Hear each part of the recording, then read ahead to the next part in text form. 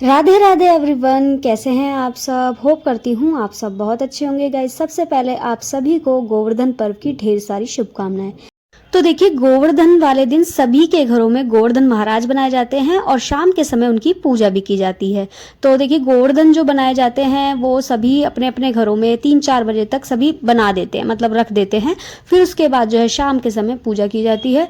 तो गोवर्धन पूजा का जो शाम का समय होता है वो 6 बजे से रात के 8 बजे तक आपको पूजा कर देनी चाहिए। और हमारे यहाँ जो है बड़े बुजुर्गों का ये कहना होता है कि ये पूजा सिर्फ पुरुष लोग करते हैं, मतलब घर की औरतें जो हैं इस पूजा में हाथ नहीं लगाती हैं, सिर्फ वो तैयारी करके दे देती हैं। उसके बाद जो है पुरुष लोग जो है पूजा करते हैं, मतलब आदमी लोग पूजा करते हैं।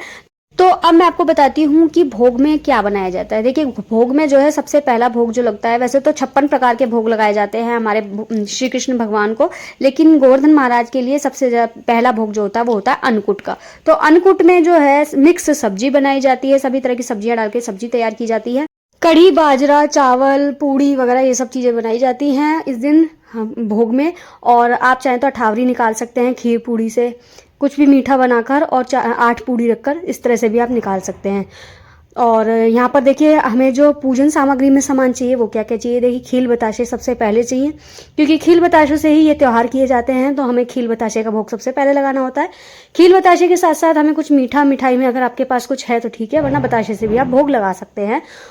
उसके अलावा हल्दी चंदन का तिलक लेना है, धूप बत्ती लेनी है, घी का दीपक लेना है। घी का दीपक नहीं जलता आपके यहाँ तो तेल का दीपक भी जला सकते हैं।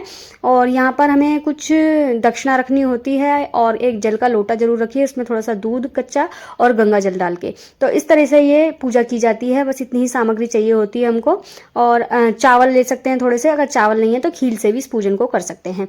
अब इसके बाद सबसे पहले हमको तिलक करना है सबको, हल्दी चंदन का सभी को तिलक करते हुए। और देखिए, जो ग्वाल वाल बने हैं ना, सबको आपको तिलक करना है, सिर्फ आपको गोवर्धन महाराज को ही नहीं करना। उसी के साथ साथ अगर आपके यहाँ ठाकुर जी हैं तो उनको भी वहां पर बिठा दीजिए, ठाकुर जी की भी पूजा कीजिए साथ में, अगर आपके यहाँ है तो सभी को आपको हल्दी और चंदन का तिलक करना है। उसके बाद अक्षत लगाने हैं, उसके बाद दीपक जलाना होता है। दीपक जलाने के बाद आपको खील बताशे का भोग लगाना है। और जो नाभि बनाई थी ना हमने, जिसमें जो गोवर्धन के ऊपर नाभि जो बनाते हैं पेट पर, उसमें आपको कच्चा दूध जरूर भर के रखना है पूजा शुरू करने से पहले। तो यहाँ पर हमने कच्चा दूध भर दिया है।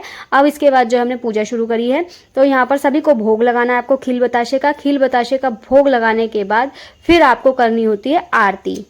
तो देखिए, जितनी भी पूजा कर रहे हैं ना, हमारे घर के जितने भी आदमी हैं वो सभी मिलकर कर रहे हैं। यहाँ पर औरत ने कोई हाथ नहीं लगा रही, मतलब पूजा करते समय। तो अगर किसी को इस बात के बारे में पता है कि यहाँ पर औरतें हाथ क्यों नहीं लगाती पूजा करते समय, सिर्फ आदमी ही गोवर्धन की पूजा क्यों करते हैं, तो प्लीज़ मुझे कमेंट में इसका रिप्लाई आंसर जरूर दें, क्योंकि मुझे नहीं पता कि ऐसा क्यों होता है। लेकिन ऐसा बड़े बुजुर्ग बोलते हैं, कहते हैं, तो इसलिए हम लोग भी ऐसा करते हैं। मतलब कहते हैं कि जो पहले से नियम और जो रीति रिवाज हमारे चले चले आ रहे होते हैं, हम उन्हीं को फॉलो करें तो ज्यादा अच्छा होता है। क्योंकि वैसे तो देखिए, गोवर्धन की परिक्रमा औरतें भी करती हैं। गोवर्धन जब बना सकती हैं तो गोवर्धन पूज क्यों नहीं सकती, ये मेरे को नहीं समझ में आता। लेकिन जिसको अगर पता है तो मुझे कमेंट में जरूर बताएं। उसके बाद जो आपने अन्नकूट बनाया उसका आपको भोग लगाना है। जो अगर आपने अठावरी बनाई है तो अठावरी का भोग लगाएं, पूड़ी और खीर का। और जो भी कुछ आपने बनाया उसका भोग लगाने के बाद फिर आपको परिक्रमा करनी होती है। देखिए, गोवर्धन महाराज की 7 कोस की परिक्रमा है, ये आप सभी जानते हैं। जिसने भी लगाई होगी उनको पता है कि 7 कोस की परिक्रमा होती है गोवर्धन महाराज की। तो यहाँ पर जितने भी लोग गोवर्धन महाराज की पूजा करते हैं उन सभी को गोवर्धन महाराज के चारों तरफ 7 बार घूमना होता है।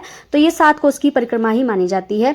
और हाथ में जो जल का लोटा है जिसमें आपने कच्चा दूध और गंगा जल डाला है, उस जल के लोटे को हाथ में लेकर रखना है। और सभी को जो है उस जल को उनके चारों तरफ परिक्रमा में डालते हुए चलना है, चारों तरफ।